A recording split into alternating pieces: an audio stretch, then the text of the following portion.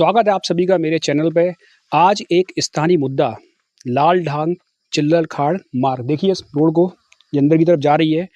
इस मुद्दे पे मैं आज बात करने आया हूँ कि क्या यहाँ पे चल रहा है। एक्चुअल में जो लाल ढांग ये चिल्लर खाड़ मार्ग है ये तकरीबन 8 किलोमीटर का बनना और बाकी रह गया है, जिसपे जितनी भी जनता है कोटद्वार की वो यहाँ पे आई है और एक धरना यहाँ पे चल रहा है। अब सबसे पहले मैं आपको थोड़ा समझा दूँ कि लाल ढाक चिल्लर खार मार्ग है क्या। तो मैं आपको बताऊँ, ये लाल ढाक चिल्लर खार का मार्ग जंगल से होके गुजरता है और इस पे रोड बनने की मांग यहाँ पे चल रही है। एक और ख़ास बात आप देखेंगे, यहाँ पे एक चुंगी लगी हुई है, सामने आपको दिखाई देगी। इस चुंगी से कर यानी टैक्स लिया जाता है। जितनी भी गाड़ी आती हैं, चाहे वो प्राइवेट हों चाहे वो कॉमर्शियल हों, उनसे एक पैसा लिया जाता है इस मार्ग से जाने के लिए, तब वो बसें और कार अंदर पार्क हो पाती हैं। और जब वो गाड़ियाँ इससे पार होती हैं तो फिर इस रास्ते का यूज़ कर सकती है। अब समस्या क्या है? समस्या ये है कि यहाँ पे पक्की रोड नहीं है। अब ये सबसे बड़ी प्रॉब्लम है कि यहाँ पे रोड कैसा है? कच्चा। और इस कच्चे रोड की वजह से लोगों को बहुत ज़्यादा परेशानियों का सामना करना पड़ता है। तो देखिए वो कौन-कौन सी परेशानियाँ हैं, पहले मैं आपको बता दूँ। अगर ये 8 किलोमीटर का जो रास्ता तैयार हो जाता है तो क्या-क्या फ़ायदे यहाँ पे लोगों को होंगे? सुनिए, पहली बात ये है कि यहाँ अगर हम इस मार्ग पे ना जाएँ और रोड ना बनती है तो हमें नजीमाबाद होके जाना पड़ता है। नजीमाबाद यूपी के अंदर आता है और हम जिस जगह खड़े हैं ये उत्तराखंड के अंदर आता है।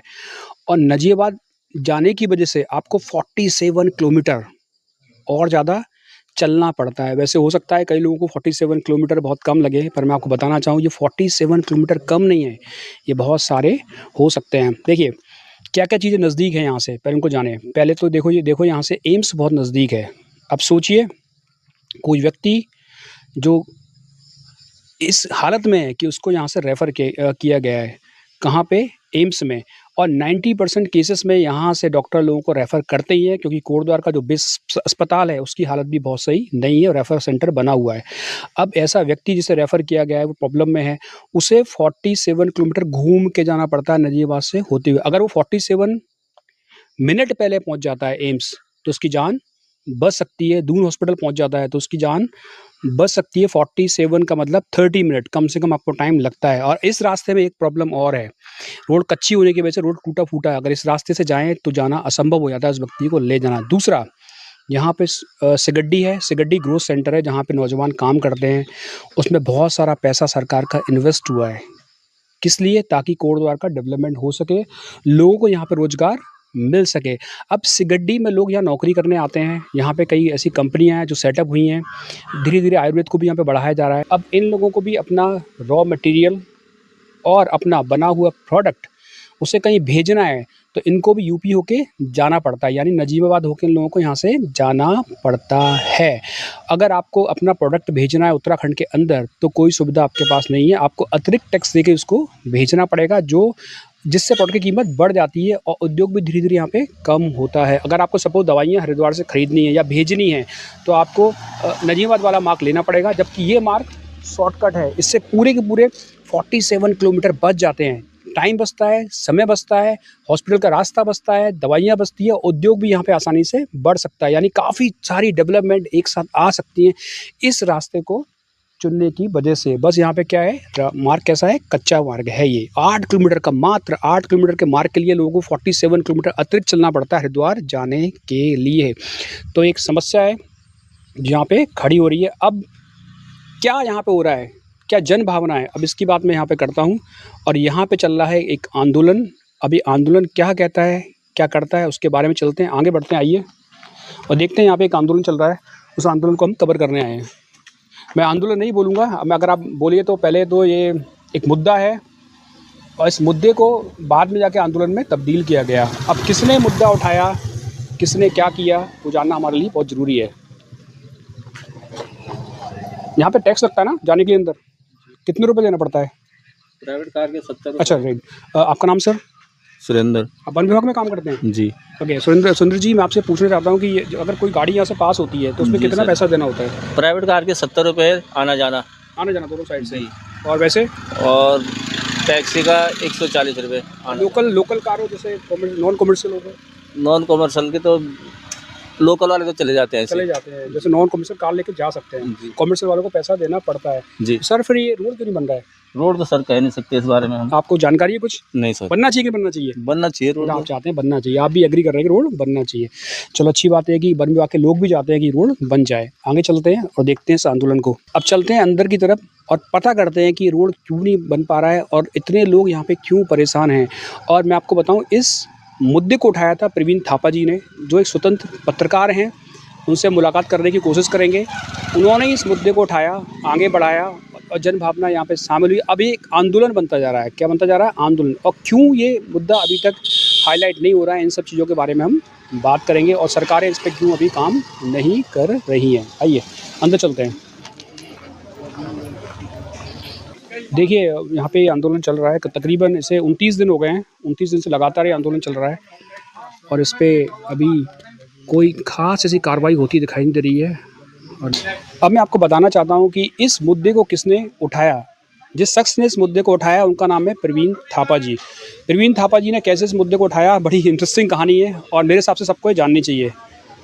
ये एक स्वतंत्र पत्रकार हैं, पहले मैं आपको बता दूं, और इन्होंने दिल्ली तक की पैदल यात्रा की इस आंदोलन को उठाने की। मैं आपको बताऊं, दिल्ली तक के अगर टैक्सी में जाएँ, कार में जाएँ तो भी आप थक जाते हैं, आपकी कमर में दर्द होने लगता है।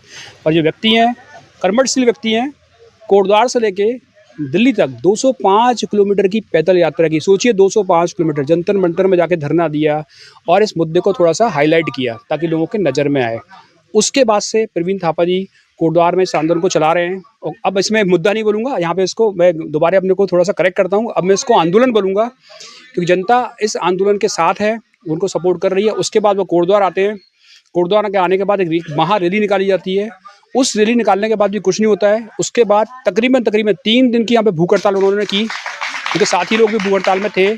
और उस भूख हड़ताल के बाद अभी भी ये पूरा का पूरा आंदोलन ऐसे ही चल रहा है। लोग उस पे जुड़ रहे हैं, आ रहे हैं। रोड क्यों नहीं बनी है अभी तक, ये हम बताएंगे स्वयं प्रवीण थापा जी। और इस रोड ना बनने का एक कारण है, 5 किलोमीटर का एक कॉरिडोर है जो एनजीटी के अंदर आता है। उस कॉरिडोर को पहले हम देखने जाते हैं और वहीं से उसके बाद हम प्रवीण थापा जी से मिलने की यहाँ पे कोशिश करेंगे। अब हम निकल पड़े हैं इस रोड को देखने के लिए। देखिए यही कच्ची रोड है जिसके लिए ये पूरा का पूरा आंदोलन चल रहा है। 5 किलोमीटर का ये रोड है जिसे बनाना है और एनजीटी ने इस पर रोक लगा दी है। देखिए कितना कच्चा रोड है। और एक पुल देखिए, ये आपको सामने दिख रहा होगा। इस पुल पे करोड़ों रुपए खर्च हुए हैं और ये करोड़ों रुपए किसके हैं? आम आदमी के हैं। और पुल ये ऐसे के ऐसा पड़ा हुआ है, आधा बना हुआ। और देखिए कितना ऊबड़ खाबड़ रास्ता है। और ये रोड, इस पुल ना बनने की वजह से भी रोड कम से कम 3 महीने बरसात के मौसम में पूरी तरह से बंद रहती है। अभी देखिए यहाँ पे आपको एक बस आती हुई दिखाई देगी और इस बस के आने जाने के लिए 140 रुपये लिए जाते हैं। जब पैसे लिए जा रहे हैं, लोग बसें चल रही हैं, तो रोड क्यों नहीं बन रही? यही आम आदमी का यहाँ पे क्वेश्चन है कि आप पैसे ले रहे हैं, टैक्स ले रहे हैं, तो आपको रोड बनाने में इतनी समस्या क्यों हो रही है? और इसी के लिए आंदोलन चल रहा है। अभी मैं उस जगह पे पहुंच गया हूं जो इस पूरे विवाद का कारण है। देखिए ये पुल, मेरे पीछे पुल है, आप देखिए। और पुल के नहीं पीछे आप रोड देखिए जो पूरी तरह से कच्ची है और इस पे बहुत सारे वाहन अभी आ रहे हैं और जा रहे हैं। और इसी पुल की वजह से ये कार यहाँ पे रुका हुआ है। ये जो पूरा इलाका आप देख रहे हैं ना, पूरा इधर से लेके इधर तक 5 किलोमीटर की ये रोड है जो एनजीटी के अंदर आती है और उसी की वजह से मामला यहाँ पे रुक गया है। बाकी हम यहाँ के स्थानीय जो भी व्यक्ति हैं उनसे बात करेंगे, वो मुझे ज़्यादा अच्छा समझा पाएंगे। और आप एक बार देख लीजिए पूरा ये एरिया, और ये वो रोड है जिस पर पूरी लड़ाई चल रही है, जो कच्ची है पूरी तरीके से। और ये जो रास्ता ये टूट जाता है बरसात के समय, और इस रास्ते को बनाया स्थानीय लोगों ने खुद अपनी हिम्मत से, जिससे चल रहा है। मैं मिलवाता हूँ आपको ऐसे शख्स से जो 5 साल से लगातार इसके लिए काम कर रहे हैं सोशल मीडिया के माध्यम से, और साथ में अपना जॉब भी करते हैं रात में 12-12 घंटे का, और इस मुहिम को चला रहे हैं। मिलते हैं उन्हीं से और देखते हैं, उनसे जानते हैं, क्योंकि मेरे हिसाब से मेरे से अच्छा यहाँ के लोग ज़्यादा आपको बता पाएंगे। मुकेश जी, आप क्या करते हैं? सर मैं जॉब करता हूं और 12 घंटे की लगभग मेरी जॉब होती है, और उसके बावजूद इस जो आंदोलन के पीछे, जो लालढांग चिल्लरखाल मार्ग के पीछे मेरा जो इस मार्ग के लिए जुड़ना, उसके पीछे एक कारण है। सर मैं ये कहना चाह रहा हूँ कि लगभग बरसात के समय का जो समय होता है वो 2 से 3 महीने का यहाँ पर समय होता है, और उसके बाद जब बरसात ख़त्म होती है तो उसके बाद भी यहाँ पर 3 से 4 महीने के लिए ये मार्ग अवरुद्ध हो जाता है, और जिसके कारण से जो फिर यहाँ के क्षेत्रवासी हैं उन लोगों को अतिरिक्त दूरी तय करके लगभग 50 किलोमीटर की अतिरिक्त दूरी करके नजीबाबाद होते हुए जाना पड़ता है। तो यदि ये मार्ग में आपने रोक लगी है, मैं समझता हूँ रोक लगी है। आप देख सकते हैं सर, ये पीछे जो पुल है 2017 में जब हरक सिंह रावत जी यहाँ पर विधायक होते हैं। देखिए मुकेश एक पुल दिखा रहे हैं और इस पुल पे लाखों रुपए करोड़ों रुपए खर्च होता है, राइट, ठीक है, और पुल बनता है और फिर रुक जाता है। अब बताइए मुकेश आप क्या कह रहे हैं? सर जैसे कि आप देख सकते हैं पीछे ये करोड़ों रुपए का यहाँ पर इसमें खर्चा हुआ होगा, और सरकार का ये पैसा नहीं है, ये हम जनता का ही ये पैसा लगा है। और ये पुल यदि बन जाता तो जो बीच में जो जनसंपर्क यहाँ पर टूट जाता है इस रोड के कारण से, जब यहाँ पर से जनसंपर्क टूट जाता है, आप देख सकते हैं यहाँ पर जिस रास्ते में हम खड़े हैं। ये पुल बनना कब शुरू हुआ था? सर ये जो पुल है ये 2017 में जब हरक सिंह रावत जी की यहाँ पर सरकार बनी थी और विधायक थे हरक सिंह रावत जी, उनके द्वारा यहाँ पर ये जो पुल का काम निर्माण कार्य कराया गया था। लेकिन फिर से यहाँ पर सुप्रीम कोर्ट की रोक के बाद इस काम को बीच में ही रोक दिया गया था।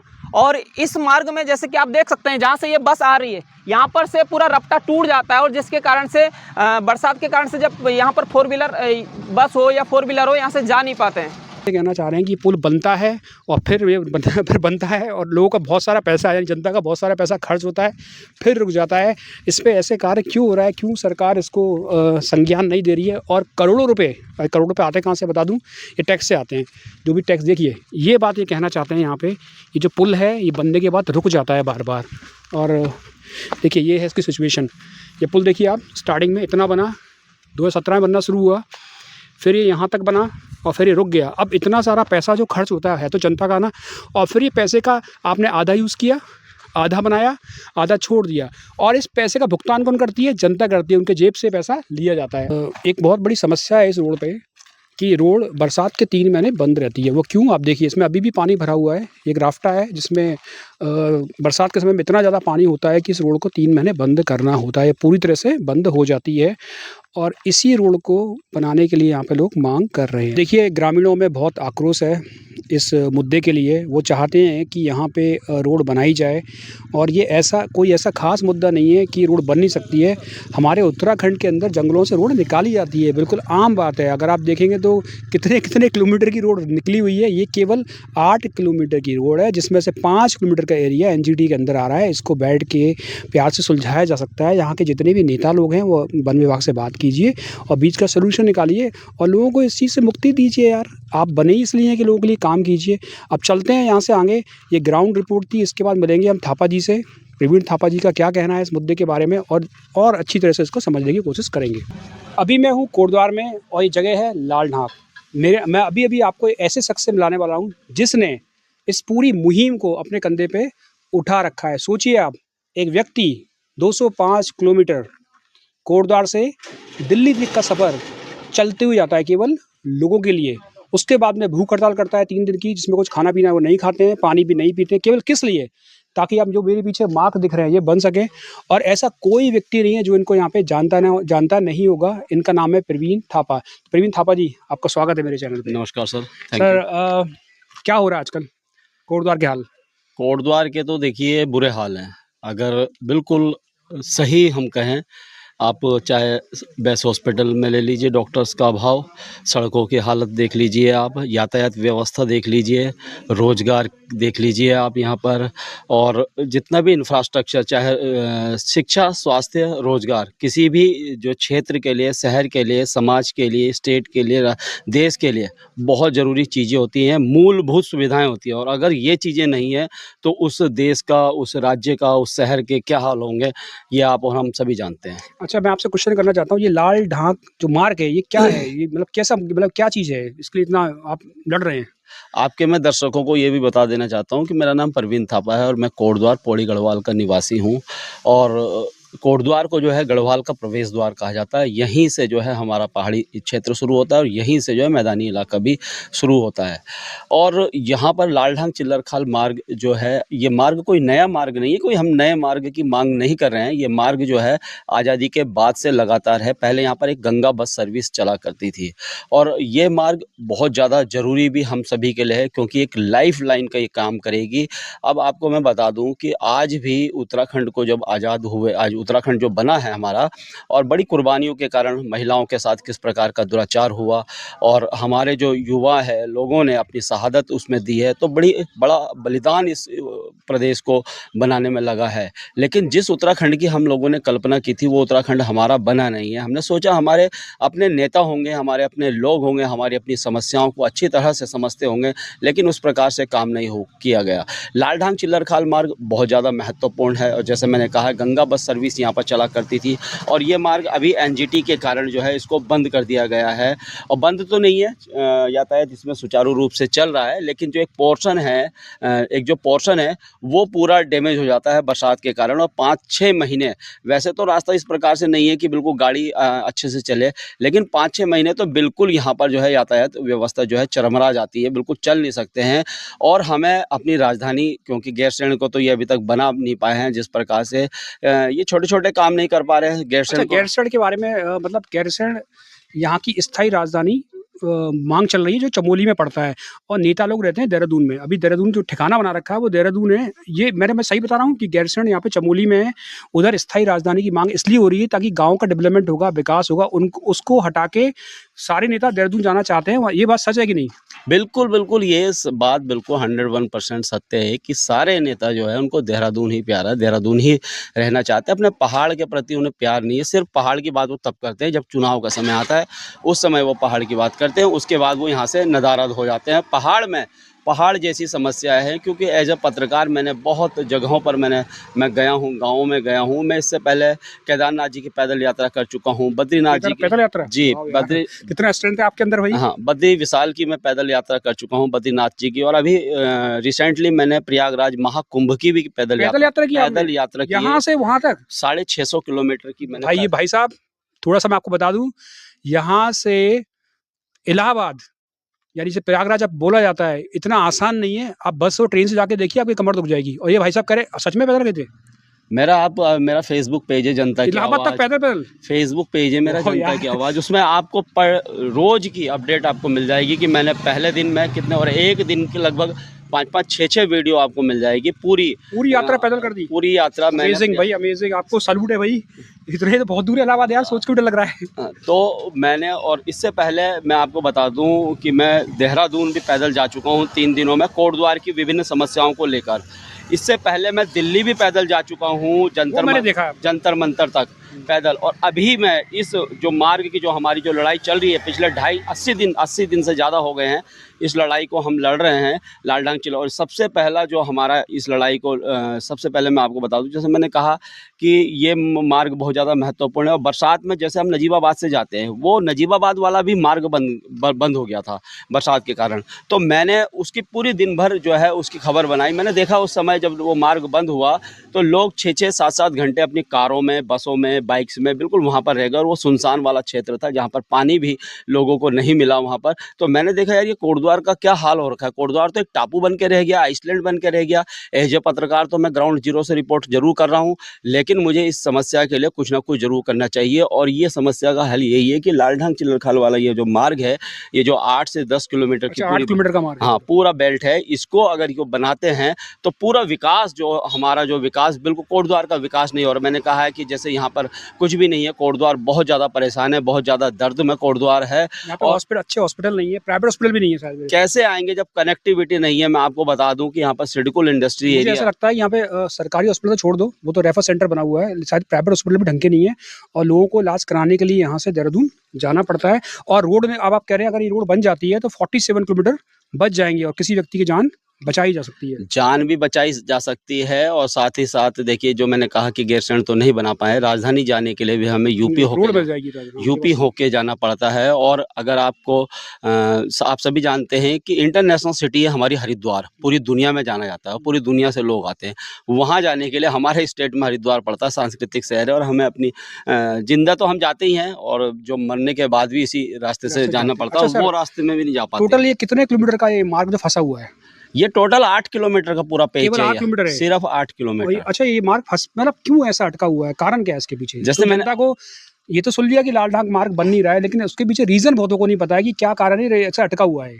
देखिए हमें जिस प्रकार से कारण बताया जाता था, लोगों को भी बताया जाता था, जनता को भी कि ये मामला कोर्ट में लंबित है। सुप्रीम कोर्ट में। हाँ जी, कोर्ट में लंबित है। किसी व्यक्ति ने इसमें जो है पीएलआई दाखिल की है कि भाई ये एनजीटी वाला क्षेत्र है, यहाँ पर जो है जानवरों को नुकसान है, इस कारण ये मामला वहाँ पर लंबित है। लेकिन मेरा कहना ये है कि लेकिन सर हमारे उत्तराखंड में तो गाँव से रोड निकाली जाती है, पहाड़ों के अंदर चीर-चीर के रोड बनाई जाती है, तो ये तो 5 किलोमीटर क्यों नहीं बन पा रहा है? अभी आपने देखा होगा गुमखाल सतपुली में हज़ारों पेड़ काट दिए गए हैं, नजीबाबाद वाले में पूरे पेड़ काट दिए गए, ऋषिकेश कर्णप्रयाग जो है रेलवे लाइन आपने बिछा दी है। पूरी सुरंग बना-बना के सारे पहाड़ काट दिए, भूकंप गाँव में भूकंप आ गए, तो ये 5 किलोमीटर का क्या पेच है, इसमें क्यों और नहीं बना रहे हैं? जबकि इसमें तो कोई ऐसा भी नहीं है, सिर्फ जैसे बहुत सारे लोग कहते जबकि हैं मैं कि देख के आ रहा हूँ रोड बनी हुई है, काफ़ी आपको डंबर बिछाना है बस, कुछ नहीं करना है। कुछ नहीं करना है। और ये हाथी इसमें हैं बस, और हाथी के अलावा बाकी लोग कहते हैं कि हमने हाथी भी बहुत कभी बाई चांस हमने देखे हैं, और अगर इस प्रकार से भी है तो इसमें आप ओवर ब्रिज आप बना सकते मतलब हैं। आपका कहना है कि एनजीटी की वजह से मामला यहाँ पे अटका हुआ है, सुप्रीम कोर्ट की वजह से ये अटका हुआ है, लेकिन ये बात हो सकती है, ऐसा नहीं। जंगलों के अंदर रोड बनाई जाती हैं, पहले से बनाई जा रही हैं। सब काम होते हैं, लेकिन मैं बता रहा हूँ आपको, मुझे इस लड़ाई को लड़ना इसलिए पड़ा कि इच्छा शक्ति, वो जो इच्छा शक्ति, वो ईमानदारी, वो दृढ़ संकल्प जो हमारे विधायक सांसद पे होना चाहिए, वो मुझे बिल्कुल नज़ारा दिखाई दिया। अच्छा, तो आप ये कहना चाहते हैं जो राजनीतिक परिवेश है यहाँ पे, वो आपको सपोर्ट नहीं कर रहा है, और आपको नहीं, तकरीबन सभी कामों में सपोर्ट नहीं कर रहा है। लोग सोए हुए हैं, मैं भी कई वीडियो देखता हूँ एक्चुअल में यहाँ के राजनेताओं के, तो मुझे फीते काटते दिखाई देते हैं बस, या किसी दुकान के या शॉपिंग मॉल के काम करते हुए। मैंने अभी एक भी वीडियो नहीं देखा जिसमें किसी नेता ने यहाँ पे कुछ अच्छा काम किया हो। तो ये मुझे भी लग रहा है ऐसा कि यहाँ की राजनीति कुछ ऐसी ही चल रही है। बिल्कुल ऐसे ही चल रही है। और जो अच्छा है सर, एक बात आप सच बताना ईमानदारी से, क्या कोई पॉलिटिशियन जो इस काम को कर सकता है, विपक्ष की बात नहीं कर रहा हूँ मैं, पक्ष वाले की, वो आपसे कोई मिलने आया अभी तक? नहीं, मिलने तो मुझसे कोई नहीं आए। कितने दिन हो गए आपको यहाँ बैठे-बैठे? इधर तो अभी लगभग 29 दिन हमें यहाँ पर धरना और देते आपने हुए। भूख हड़ताल भी की? और इससे पहले मैं आपको बता दूं, ये पूरे अभियान को मैं बता देता हूं कि जब मैंने वो नजीबाबाद वाला देखा तो मैंने सबसे पहले यहाँ पर एक हस्ताक्षर अभियान चलाया। ठीक है। पार्टिकुलर में इंडिविजुअल लोगों के पास गया, उनसे मैंने पूछा, उन्होंने कहा ये मार्ग बनना चाहिए, और 1000 लोगों के सिग्नेचर मेरे पास अभी भी हैं, वो मैंने 1000 लोगों के सिग्नेचर करवाए। उसके बाद में यहाँ से दिल्ली पैदल गया। मैं दिल्ली पैदल नितिन गडकरी जी से मिलने गया था। नितिन गडकरी जी के बारे में कहा जाता है कि उन्होंने पूरा सड़कों का जाल बिछा दिया है। काम ठीक है। और एक दूसरी बात भी उनकी बारे में आपको बता दूं कि 2017 में नितिन गडकरी जी कोटद्वार में आए थे, और यहाँ पर हरक सिंह रावत जी चुनाव लड़े थे, बीजेपी के कैंडिडेट थे, और चुनावी सभा में नितिन गडकरी जी ने कहा था कि आप इनको जिताइए और ये रोड लालढांग चिल्लरखाल। अच्छा, आप ये कह रहे हैं कि नितिन गडकरी जी ने आश्वासन दिया था कि ये रोड बनेगा? आश्वासन नहीं, बिल्कुल खुले मंच से उन्होंने कहा था कि ये रोड मैं बनाऊंगा। कब की बात है ये? 2017 की बात है, और 8 साल हो गए। तो नितिन गडकरी जी से भी मैं दिल्ली इसीलिए जा रहा था क्योंकि मुझे तो यहाँ के नेताओं से तो मेरा विश्वास पूरा उठ गया था कि इनसे बात करना तो बिल्कुल, क्योंकि ये तो लॉलीपॉप देंगे कि थापा जी आपने बहुत अच्छा काम किया है, हम ये रोड बनाएंगे। ये सांत्वना मुझे अब नहीं चाहिए थी। मैंने सोचा शायद नितिन गडकरी जो सड़क परिवहन मंत्री हैं और पूरे देश में इन्होंने सड़कों का जाल बिछा दिया, शायद अपनी जो इन्होंने बात कही है उसको वो भूल गए, तो मैं उनको याद दिला देना चाहता था। मैं पैदल यहाँ से दिल्ली गया था, 11 दिनों की मेरी पैदल यात्रा थी, और उस दौरान जो है मैं आपको बता दूं, बारिश, गर्मी, कीचड़, ये सब मैं सहन करके मैं दिल्ली पहुंचा था, जंतर मंतर में। और 1 महीने में दिल्ली रहा था। दिल्ली में वहाँ पर लोगों से मैं मिलता रहा, अपने लोगों से। जो मुलाकात हुई गडकरी जी से मेरी मुलाकात नहीं हो पाई, मैं उसमें विफल रहा। फिर मैं यहाँ पर आया तो आम आदमी से लोग कहाँ मिलते हैं? हाँ, काफ़ी प्रयास किए मैंने, लेकिन नहीं मिल पाया। खैर कोई बात नहीं। फिर यहाँ पर हम जो है लगातार ये आंदोलन कर रहे हैं, और आज 29 दिन हो गए हैं, और ये मार्ग बहुत ज़्यादा महत्वपूर्ण है। इस मार्ग के बनने से मैं आपको बता दूं, आपको अगर जैसे मामला कोर्ट में लंबित है, तो अगर हमारी सरकार, ये स्टेट गवर्नमेंट अगर इस पर पैरवी करती, तो क्या कोर्ट ये नहीं समझती कि जहाँ जानवरों को अधिकार है वहाँ इंसानों को भी है। और इससे जो 2 लाख की आबादी तो हमारे कोटद्वार की है, प्लस इससे तीन जो है विधानसभा भी इसमें इंक्लूड है, प्लस ये लालढांग वाला क्षेत्र है, और इसको मिलाकर अगर हम देख लें तो 7 लाख की आबादी प्रभावित है। उसको रोड चाहिए, और 7 लाख की आबादी के लिए आप रोड नहीं दे रहे हैं, आप हवाला देते हैं जानवरों का। अगर जानवरों को जहां अधिकार है वहां इंसान कहां जाए, वो 7 लाख लोग कहां जाए? वो अपने विकास से महरूम हो गए हैं, वो अपनी शिक्षा से, वो अपने स्वास्थ्य से पूरा कट चुके हैं। इस समय जो है कोटद्वार बिल्कुल बहुत बुरी स्थिति में, उसके लिए आप सोच ही नहीं रहे। रोजगार यहाँ पर नहीं है, शिक्षा का कोई स्तर नहीं है, स्वास्थ्य की कोई यहाँ पर नहीं है। सरकारी हॉस्पिटल के हाल देख रहे हैं। अगर ये रोड बनता है तो यहाँ पर जो है प्राइवेट क्लिनिक्स आएंगे। ये जो सिडकुल इंडस्ट्रियल एरिया एरिया है, बीमार बिल्कुल हो चुकी है। उनके जो ओनर्स मेरे पास दिल्ली आए थे, यहाँ भी मुझसे मिलने वाला थापा जी, जब ये सिडकुल बना था, इन्होंने कहा था हम 15-20 मिनट में आपको हरिद्वार पहुँचा देंगे, लेकिन आज 25 सालों में भी ये हमें हरिद्वार नहीं पहुँचा सिडकुल पाए। बताऊँ यहाँ पे सिडकुल क्या है।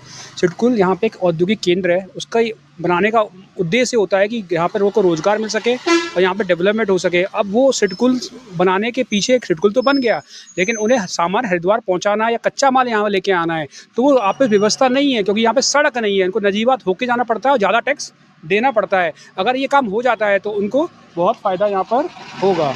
अच्छा, अभी सिडकुल यही है ना जो मैं सही बोल रहा हूँ मैं? बिल्कुल बिल्कुल बिल्कुल। देखिए यहाँ पे पर्ची कटती है, वाहन से टैक्स वसूला जाता है, लेकिन रोड नहीं बनाई जा रही है। इसके पीछे रीज़न क्या है पता नहीं। देखिए मेरे पीछे अभी बस आई है और अभी इससे टैक्स लिया गया है। जब टैक्स लिया जाता है, पर्ची काटी जाती है, शायद 140 रुपये लिए जाते हैं, तो रोड बनने का हक है लोगों को। रोड यहाँ पे बनना चाहिए। सरकार बस पैसे ले रही है, बाकी कोई काम नहीं कर रही है, और पैसे करेगी भगवान ही जाने। और एक आदमी इतनी मेहनत कर रहा है बेचारा, और जगह पे पहुंच गया हूँ जिसे ग्राउंड जीरो बोलते हैं। यहीं से आंदोलन ये चल रहा है और लोग यहीं पे भूखे प्यासे बैठे हुए हैं और लोग चाहते हैं कि रोड बने। प्रवीण थापा जी, क्या लगता है आपको, क्या संभावना है, रोड बनेगी कि नहीं बनेगी? नहीं, रोड बनेगी, क्यों नहीं बनेगी, जब जनता सड़कों पे आएगी। देखिए नेता को छोड़ी, जनता के बारे में जनता क्या कर रही है? नहीं, मैं बता रहा हूँ ना आपको पूरी बात, कि नेता तभी काम करता है जब उसे लगता है कि मेरी जो है सीट जो है, मेरी कुर्सी जो है हिल रही है, और कुर्सी को कौन हिला सकता है? जनता। और पहली बार कोटद्वार में ऐसा हुआ है कि इतना बड़ा हुजूम, हमने 2 रैली की है जिसमें हज़ारों से की संख्या में लोग आए हैं। ऐसी जो है रैली जो है लोगों की जो राजनीतिक पार्टी हैं उनकी रैलियों में भी नहीं आई। तो जनता, पूरी जनता चाहती है कि ये रोड बनना चाहिए, और सरकारों को चाहे केंद्र से काम करना पड़वाए, चाहे कोर्ट में इसकी अच्छे से पैरवी करवाए, ये रोड हमें हर हालत में चाहिए। मेरी शुभकामनाएं सर आपके साथ। ये रोड जरूर बने। आपने जितना मेहनत किया है उसका रिजल्ट आपको मिलना चाहिए। और जब आपको रिजल्ट मिलेगा तो पूरे समाज को रिजल्ट मिलेगा, पूरे कोटद्वार वासियों को रिजल्ट मिलेगा। रोड बनना बहुत जरूरी है।